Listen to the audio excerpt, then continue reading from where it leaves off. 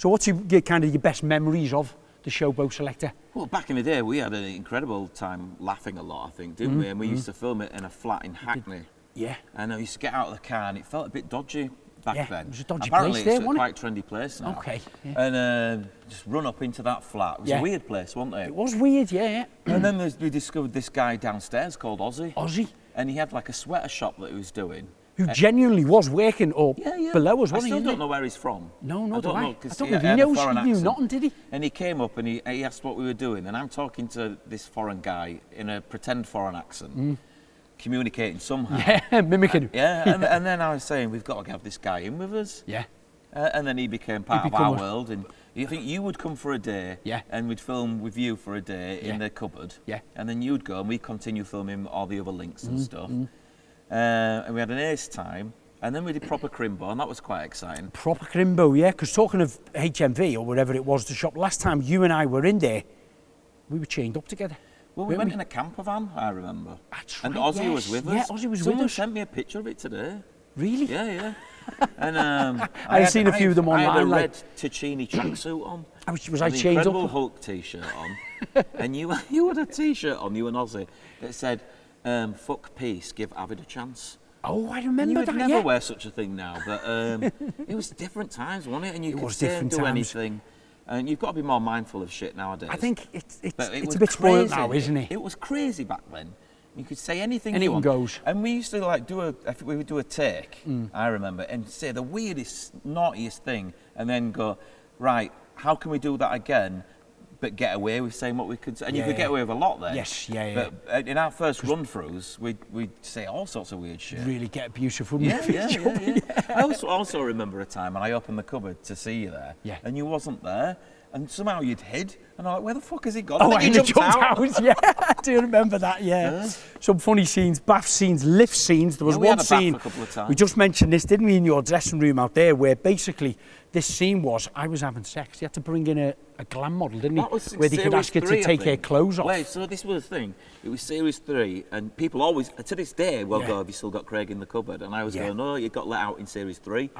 And because the storyline was, in the end, you always had the key, but you liked it. I liked it. I liked it. It was warm. Thank you, please. And then in series 3, Avid had his own little chat show set up, and you had a DIY show, didn't you, in the same building? That was the story. That's right. Yeah. And that's how I caught you in the lift having sex with a lady. Having sex with a lady. That's right. Yeah. And it was a bizarre scene because you're there with this model pretending to have sex backwards, sort of thing, in this lift in a big building in London.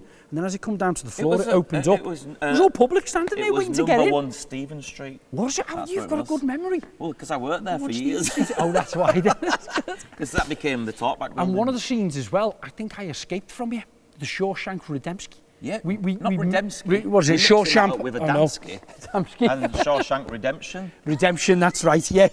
Fucking hell. I haven't even had a drink yet. They should do a version of the Liverpoolian version, Shawshank Redemption.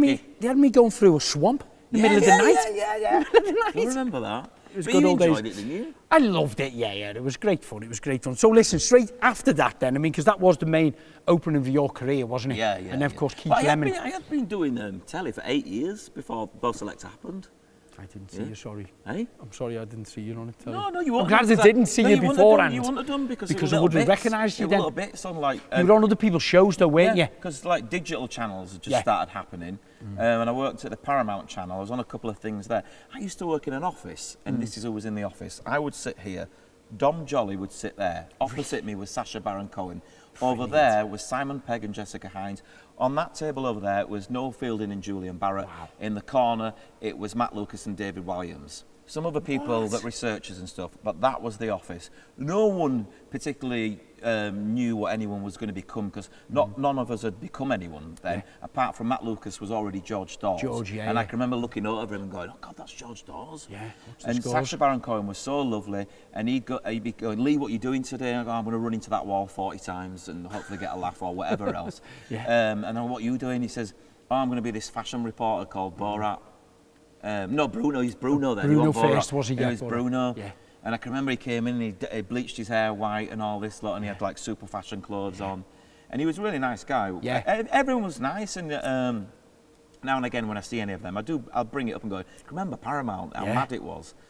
And then what a line up there though, and look how big and successful you've all become, all that talent in what one happened room. with me, I ended up being in the art department. Yeah. And I would give a script and a video to the bosses every day for 3 years until they said, right, go on then, we like this sketch that you've written. If you can get Davina McCall, because I wrote Davina McCall into it, we'll let you do that sketch. So we booked Davina McCall. I got on with her and we did this sketch, and then she said, have you got an agent? And I didn't know what that even meant. What do you mean getting an agent? I didn't have an agent. And so she went, here's the number of my agent. I went, oh, thanks. She went, are you going to call him? And that was John Knoll? Yeah. I went, no. She went, do you want me to call him? I went, yeah. And then she called him. She saw him with this guy. It's really funny and nice and stuff. He said nice things. And then I had a meeting with him. And then he said, he saw me on a show where I was presenting a show on Bigger Breakfast. T4. Big Breakfast? Bigger Breakfast. Oh, the Bigger Breakfast. In the summer okay. it was called Bigger Breakfast. Yes, Vane. No, it was Ben Shepherd, I think, and Melanie Sykes. Yeah. And I did that show, and he said, I saw you, I was just me presenting. Yeah. He says, I saw you presenting your show. I think you're shit. He did. Because he's a northern, isn't he? Yes, He talks as it is. And I review computer games as different characters. And he says, I like it when you play your characters. I went, all right, cool. I'm like 28, 26, I'm younger, 26 or something. Yeah. He says, what about Leigh Francis doesn't exist anymore and we just do your characters? And I just thought, he knows more than me. I'm new to this game. I just went along with it. I said, yeah, all right then. He said, tomorrow I want you to come to the office as a different character each day for a week. Really? And he says, I'll try and throw you out of character. Let's see which character you can stay in character as. I went, okay. Next day, I go to the phone box outside his office and get changed like a shit Superman because I was too embarrassed to wear these clothes walking around. I had not got the confidence then to do it. And then I go into his office in character, and then he just go, what's your name, how old are you, what school did you go to, who's your mum, where do you live, who's your heroes, and just ask me questions. Yeah. And then he'd phone me, and then I'd leave, and then he'd phone me, that were great, come as someone else tomorrow. Really? And then we chose, it was Barry Gibson, who became the Bear, Avid Merion, Barry Gibson's mum, he had me playing Barry Gibson's mum, and then and also Keith Lemon, and he says, these are the best characters, let's go with these. And then he set up meetings with commissioners, but didn't tell them that I was coming. So if he sat there having a meeting in Aldo Zilli's, the chef, and then I'd get a text from him, because I sat in his car waiting for the text, and he'd go, now. I go, oh, I've got my text, right. I'll go, and then I'd go knock on the window at this restaurant, and he'd wave at me, and then beckon me to come in, and then I'd come in, whoever. Yeah.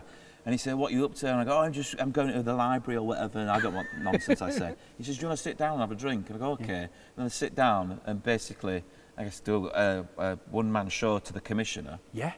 And then leave. And then we did it to this one guy called Stuart Murphy. John had fueled him with a bit of booze, so he's a bit drunk. Not like John Knoll. And on that meeting, I played 3 characters. I go to the toilet, get changed and come back. And then John told him, he says, they're all my new clients that you've met tonight. And he says, I think you're taking advantage of them because they're obviously a bit tapped. And John went, it's one person. They're not real, He went, it's one person. And he went, is it? He went, yeah. He went, he can have his own show. Really? And I got a show on a channel called UK Play, which then became BBC 3. Wow. And that's... That is amazing, isn't it? That's John Knoll certainly. And that was all his idea. And Davina McCall actually introduced me to John Knoll. He was my manager for the first 5 or 6 years. How integral has she been to so many people then? Absolutely, yeah. We owe a lot to Davina. She's beautiful, she really is. So you just mentioned then about you weren't confident enough to go in them clothes on the way to it, like an interview or something. Yeah. Did you feel more confident in them days with wearing the masks? I guess once you've got all the masks and whatever you're wearing, you feel a little bit invincible, and you kind of hide behind the character, and it's the character's fault, not mine. Yeah, you can get away with it. And you have Super Balls. Yeah, and you do. You do, and you don't want people to do this. I've done a bit of prank TV in the past, and it's horrible. It's soul destroying. You feel horrible that you're pissing people off. And is it funny? I don't know. I know. Yeah, and then the thing with Avid, it was a hopefully funny, making people feel uncomfortable. Yeah. So I used to bring people gifts, that were odd gifts. Yeah. I can remember with Chris Malls, I brought him a dog. A dog? A real live dog? Yeah. What did he do with it? We borrowed a dog from someone, and I went to when he was at Radio 1. Yeah. He gave him a dog, and I said, "You're my favourite DJ." and I'd like to give you this dog. And he's held the dog, and then I went, thank you, please, and ran away. And just left him with him? Yeah. I bet he was like, what the f am I going to do with this? We filmed him looking all sort of, oh shit, I've got a dog, what do I do with this dog? Get enough footage, and then the producer go, oh thanks, it was a joke for a TV show. And then he was like, yeah.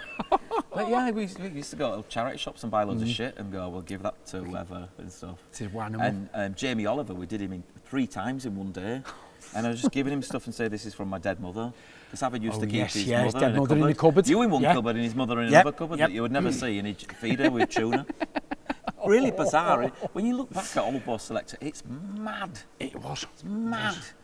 And I used to think to myself, how does his mind think of half that shit he comes out with? How does he even think of it? It's not normal. It's not normal.